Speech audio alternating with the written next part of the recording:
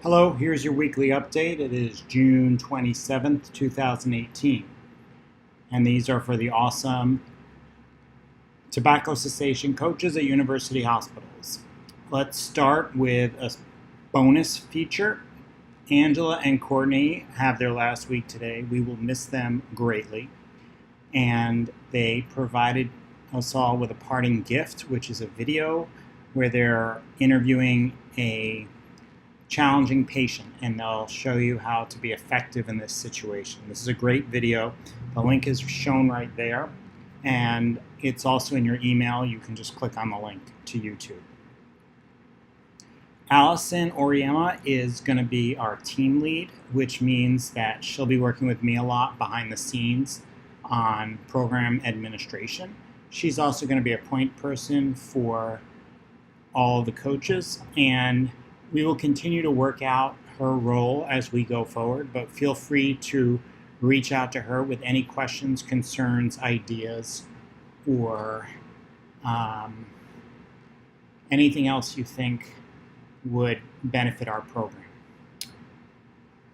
Courtney brought up today that the Women's Health Clinic is going to be using a form that they're going to fax to us when they make a referral. So you'll get these faxes actually go to the SuperCoach email inbox, but they're not a typical email. So you'll see that it's a scanned document sent from a fax machine at UH, and you can just treat that as a referral you would get as an email. All right, now we're moving to feedback from coaches on REDCap. So I reviewed all of your feedback. Thank you for all your great ideas. This week we had a tie between Allison and Cindy for the most follow-up call attempts. So great work. Thank you, everybody. I know it's hard, but I appreciate your persistence and dedication. The number in parentheses represents the number of follow-up call attempts for you for that week. I'm now going to review the feedback and some responses. From Allison, there was some confusion about scheduling calls for other people when no initial call is completed. So what could happen is you have a patient on your schedule and you call them and you assume that they've already spoken with a coach, and you think you're following up with them when in fact they never actually had a conversation. So the way to avoid this confusion is whenever you have a patient scheduled on your day, make sure you review the after visit form. So make sure you review what conversations or attempted conversations happened before you make your call so that you are familiar with the situation, and this should help with any confusion. A comment from Cindy. Is there a way for you to talk to a provider about a patient who really wants to quit and is open to more suggestions on how to quit? Now, I know, Cindy, you've been making a lot of effort with this patient and already referred them back to their doctor. That's actually the thing to do. I can't step in and reach out to the doctor. It's not my place. And the more patients are going to their own doctors and asking for help quitting, the better their chances of being successful. The more that we can encourage patients to follow up with their doctor or their primary care provider about getting help quitting, the more effective the intervention that patient will receive. So I encourage you just to keep working with the patient, keep encouraging them to follow up with their doctor, even if the doctor is telling them to follow up with you. In the end, the provider for that patient is their best source for options for treating their tobacco use. And another comment from Cindy, she did a 6-month follow-up call with a patient, and she wants to know if she's able to keep following up with her because the patient still wants to quit and wants someone to coach her. And the answer is absolutely, you are allowed to take this patient on if you want to, and your schedule works with that patient, and the patient wants you to follow up with them. You can absolutely take on this patient and continue to work with them. And I'm so glad that you're wanting to help her. Another patient wanted to try different pharmacotherapy products to help her quit, but is not sure if her insurance covers them. For these situations, do I tell the patient to talk to his or her provider about it? Yes, absolutely. Always the best option to go tell patients to talk to their provider. Patients come to doctors for, sometimes it seems like, everything but the really important things that affect their long-term health.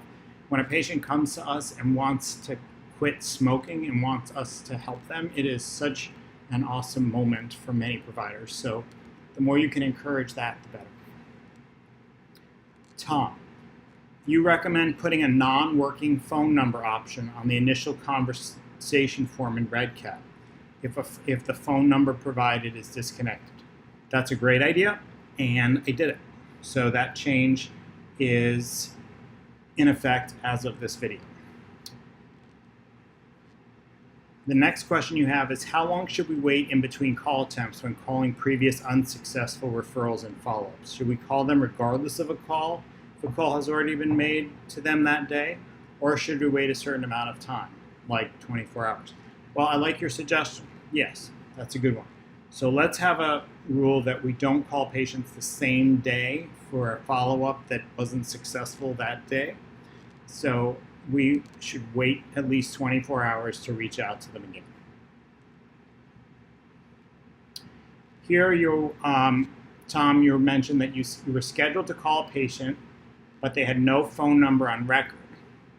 So the problem was, in this case, Courtney explained this to me, that when somebody went into the record, the form was originally put in by an AmeriCorps service member. So what happened was, when someone else went into the record, it would pop up, you're about to lose data. Do you want to continue or cancel? In these situations, like we've said before, you always hit cancel. You'll get the window again and again and again for every data field that is at risk. You keep hitting cancel till you get to the form. And then in the form, you click, when it says, are you a AmeriCorps member, you click yes, and then you save and exit form. What happened in this case was that somebody didn't do that, so when they went into the record, it erased the data that the AmeriCorps member had put in. The fix for this is to make sure you cancel when you see those pop-up windows. Click yes, you're an AmeriCorps member, save and exit form. When you go back to the form, you should see the phone number there. And Courtney was able to fix this problem by entering the patient's phone number from the EMR. Thank you, Courtney. For program operations, in Outlook, yes, all email referrals have been acted on within 1 business day. Great job. I was able to schedule all patients for this week. 1 and 6 month follow-up calls are getting close to perfect. We still had 2 records that did not have completed follow-up calls on June 22nd and on June 23rd. For our weekly coach volume, we had 24 referrals this week, so that's awesome. Our 1-month quit rate now stands at 21%, and our 6-month quit rate at 32%, which is phenomenal. Our next meeting, where we have an open discussion that you're welcome to join, will be a Tuesday, July 3rd, at 11 a.m. in the MAC conference room. And finally, the best for last. We have 99 patients who have quit as a result of your efforts. The new patients who have quit, and by the way, I love getting those emails saying that my patients quit. I'm sure other providers love them as well. The new patients who have quit, Esther's patient at 6 months, Courtney's patient was confirmed at 6 months after already reporting abstinence at 1 month. Gail's patient at 6 months. And finally, Sarah's patient at 1 month. So congratulations to, thank you for making those calls, and thank you for working in this program, and have a great 4th of July.